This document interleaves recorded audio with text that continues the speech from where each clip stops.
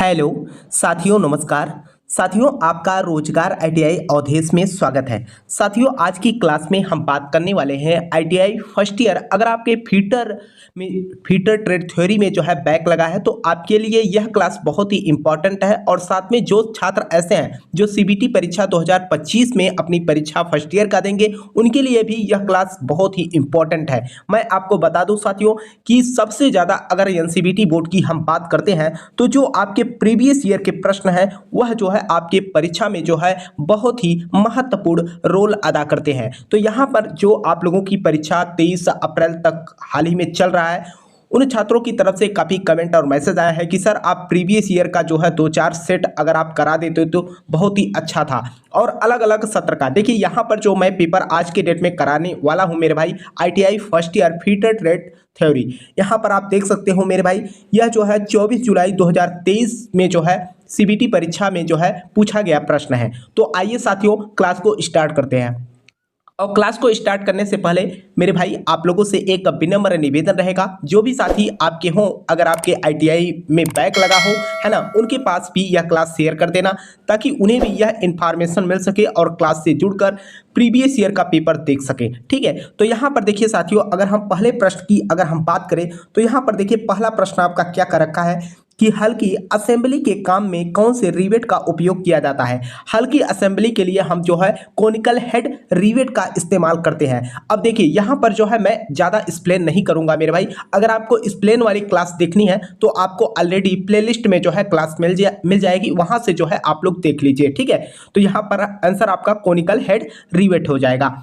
अगले प्रश्न पे हम बात करते हैं। देखिए ये प्रश्न मेरे भाई बहुत ही इंपॉर्टेंट है। मैं आपको बता दूं 2022 में भी और 2021 में भी प्रश्न यह पूछा गया प्रश्न है। तो आपको पता है ये 2025 की परीक्षा है और बैक का भी, और जो अभी हाल ही में परीक्षा आपका जुलाई अगस्त में होगा उनके लिए भी यह क्लास बहुत ही इंपॉर्टेंट है। कह रखा है कि इस कोणीय मापक यंत्र का नाम बताइए। तो इसको हम नाम क्या देते हैं, अगर हम बात करें तो यह आपका जो है यूनिवर्सल बेवल गेज होता है। ठीक है, तो आंसर आपका यहाँ पर डी बन जाएगा।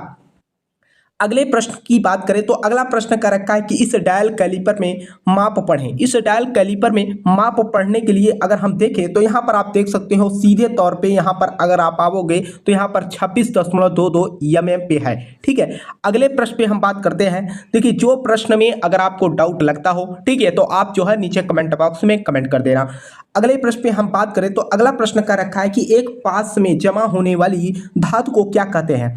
एक पास में जमा होने वाली धातु को क्या कहते हैं, तो उसे हम क्या कहते हैं, रन कहते हैं। आंसर आपका डी बन जाएगा।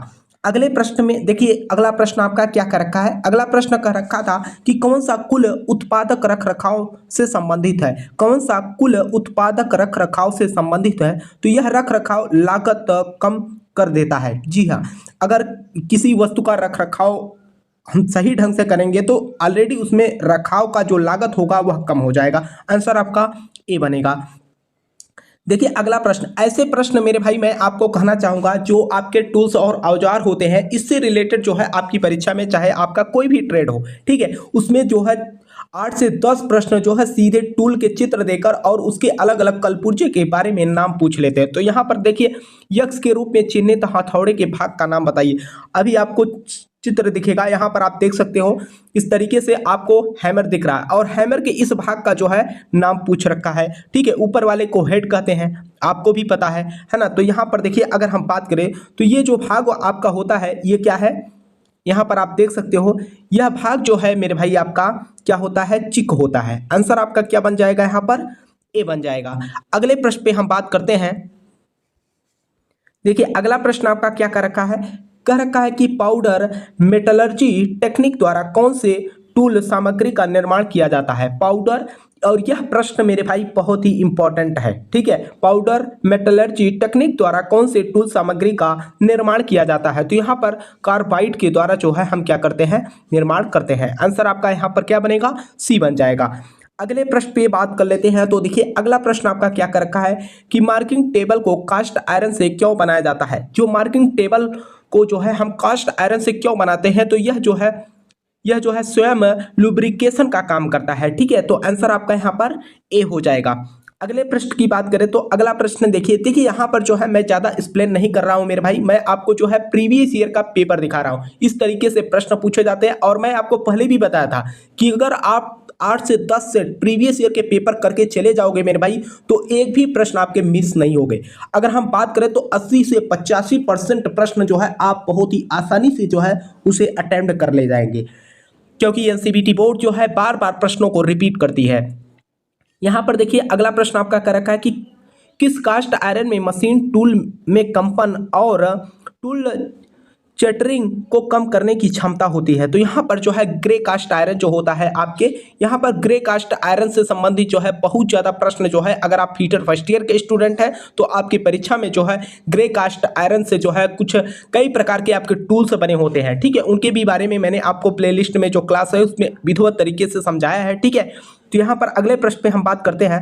तो देखिए यहाँ पर एक प्रश्न और आ गया। अभी अभी मैंने आपसे कहा 8 से 10 प्रश्न ऐसे होते हैं जो सीधे टूल का जो है चित्र देखकर जो है सीधा आपसे नाम पूछ लेते हैं। यहाँ पर कह रखा है कि यक्ष के रूप में चिन्हित भाग का नाम क्या है। यहाँ पर यक्ष के रूप में अगर हम चिन्हित भाग का नाम पूछे तो यहाँ पर आप देख सकते हो, यहाँ पर जो भाग का नाम पूछ रखा है तो यह जो है ऑक्सीजन नियंत्रण वाल्व होता है। ठीक है, आप लोग जो है वेल्डिंग के समय देखा होगा, है ना, वेल्डिंग जो आपकी वेल्डिंग मशीन होती है वेल्डिंग गन, ठीक है, तो उसमें जो है 2 तरीके के पाइप लगे होते हैं।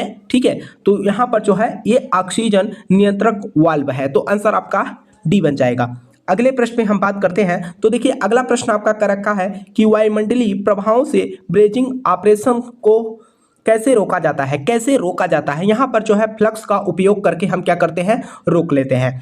अगले प्रश्न में हम बात करते हैं। तो देखिए अगला प्रश्न आपका क्या कर रखा है कि खराद मशीन में कंपाउंड रेस्ट का अधिकतम घुमाव कोण क्या है। अधिकतम घुमाव कोण के बारे में अगर हम बात करें तो यहाँ पर 360 डिग्री हो जाएगा, आंसर आपका बी बन जाएगा। अगले प्रश्न पे अगर हम बात करें तो अगला प्रश्न आपका कर रखा है कि शिक्षा का संग्रह किसे कहा जाता है। अगर हम शिक्षा का संग्रह की बात करें तो यहाँ पर हाथ की किताब, ठीक है, आंसर आपका बी बन जाएगा। अगले प्रश्न पे बात करते हैं। तो अगला प्रश्न देखिए अगला प्रश्न आपका क्या कर रखा है। अगला प्रश्न कर रखा है कि एक ग्राइंडिंग व्हील जिसका विनिर्देश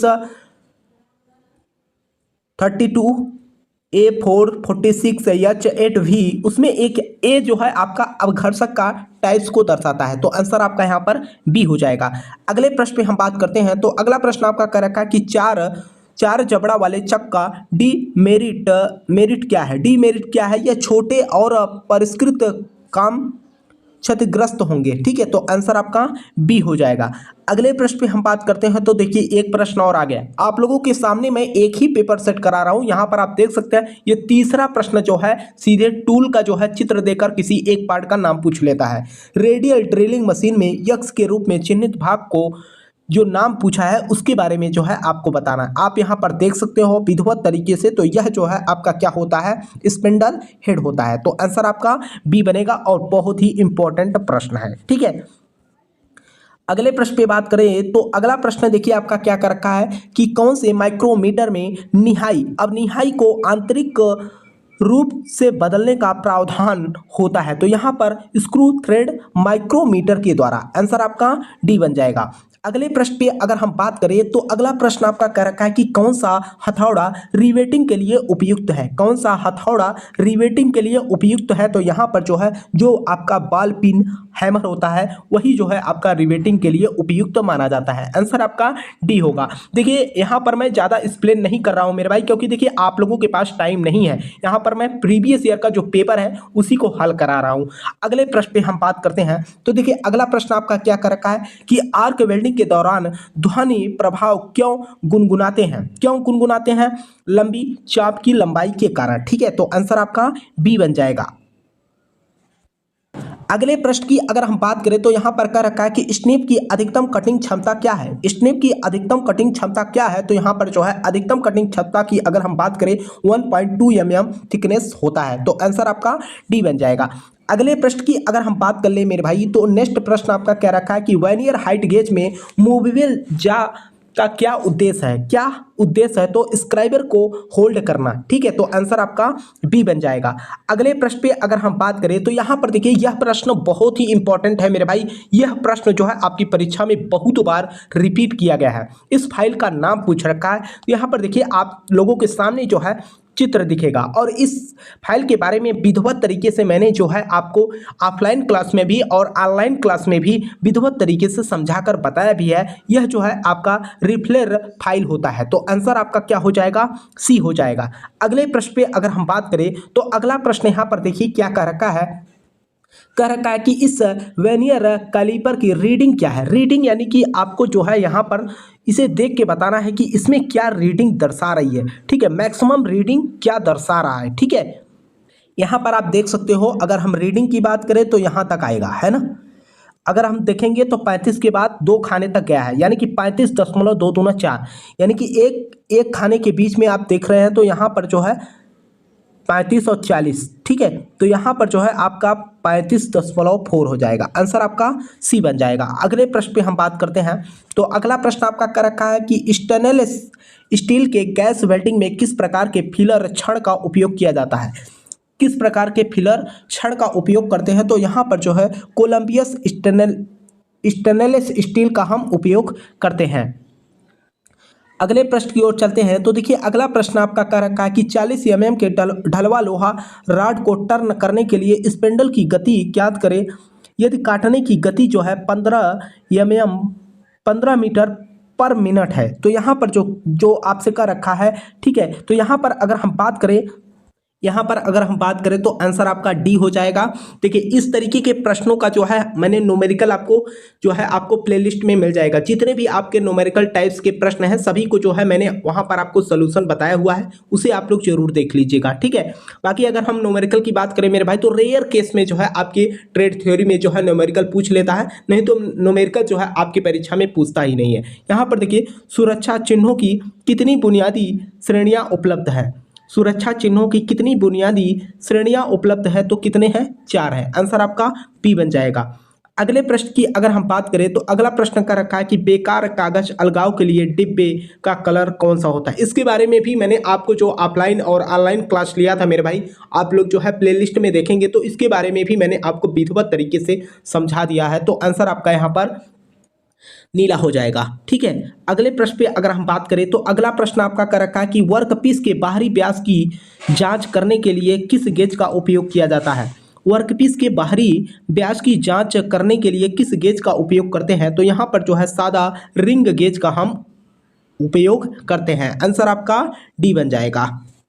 देखिए अगला प्रश्न आपका कह रखा है कि जस्ता निकालने के लिए किस एक्स का उपयोग किया जाता है। तो यहाँ पर कैलेमाइन का हम उपयोग करते हैं। आंसर आपका बी बन जाएगा। अगले प्रश्न पे अगर हम बात करें तो अगला प्रश्न आपका कह रखा है कि बोल्ट के प्रकार की पहचान करें। जो यह बोल्ट आपके सामने दिख रहा है, देखिए पूरे ड्राइंग के साथ जो है यहाँ पर प्रश्न पूछा गया, तो यह जो है आपका जो है क्लियरेंस होल के साथ बोल्ट है। आंसर आपका डी बन जाएगा। अगले प्रश्न पे अगर हम बात करें तो देखिए अगला प्रश्न आपका कह रखा है कि आकार के बीजगणितीय अंतर को उसके संबंधित मूल आकार में क्या कहा जाता है। क्या कहा जाता है, तो उसे हम क्या बोलते हैं, विचलन बोलते हैं। आंसर आपका यहाँ पर बी हो जाएगा। अगले प्रश्न की अगर हम बात करें तो अगला प्रश्न आपका कह रखा है कि विभिन्न प्रोफाइल को काटने के लिए किस धातु काटने वाली शाह का उपयोग किया जाता है। तो यहाँ पर जो है कंटूर वैश शाह का हम इस्तेमाल करते हैं। तो आंसर आपका डी हो जाएगा। अगले प्रश्न की ओर चलते हैं। तो अगला प्रश्न देखिए आपका क्या कर रखा है कि संख्या ड्रिल श्रृंखला का दूसरा नाम क्या है। दूसरा नाम की अगर हम बात करें तो तार गेज श्रृंखला होता है। आंसर आपका बी बन जाएगा। अगले प्रश्न की ओर चलते हैं। तो देखिए अगला प्रश्न आपका कर रखा है कि ड्रिल बीट में हेलिक्स कोण किस कोण से निर्धारित होता है। तो यहाँ पर जो है रैक कोण से हम क्या करते हैं, निर्धारित करते हैं। आंसर आपका बी बनेगा। अगले प्रश्न की बात करें तो देखिए अगला प्रश्न आपका कर रखा है कि मशीन स्पिंडल पर ड्रिल चक को कैसे पकड़ा जाता है। ड्रिल चक को कैसे पकड़ा जाता है, आर्बर द्वारा हम क्या करते हैं, पकड़ते हैं। तो आंसर आपका बी बनेगा।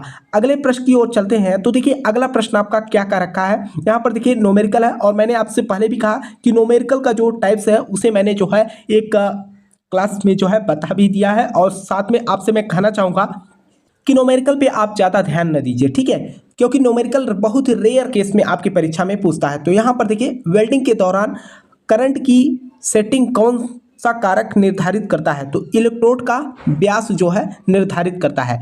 अगले प्रश्न की अगर हम बात करें तो देखिए अगला प्रश्न आपका कह रखा है किस माइक्रोमीटर में एविल्स को बदलने की सुविधा होती है। किसमें सुविधा होती है? तो यहाँ पर स्क्रू थ्रेड माइक्रोमीटर में होता है। आंसर आपका सी बनेगा। देखिए यहाँ पर जो है आपके जितने भी ट्रेड थ्योरी से प्रश्न पूछे जाते हैं यहाँ पर मैंने आपको करा दिया। अब यहाँ पर बात आती है आपका, देखिए अगला प्रश्न आपका जो है वर्कशॉप कैलकुलेशन एंड साइंस। आपको मैंने पहले भी बताया था जो आपके ईडी के प्रश्न हैं और आपके वर्कशॉप कैलकुलेशन एंड साइंस के जो प्रश्न हैं ये जो है आपके ट्रेड थ्योरी में ही शामिल किया गया। यहाँ पर कर रखा है कि 1045 अंश का मान तो सभी को पता है मेरे भाई, 1 होता है। आंसर आपका सी बन जाएगा।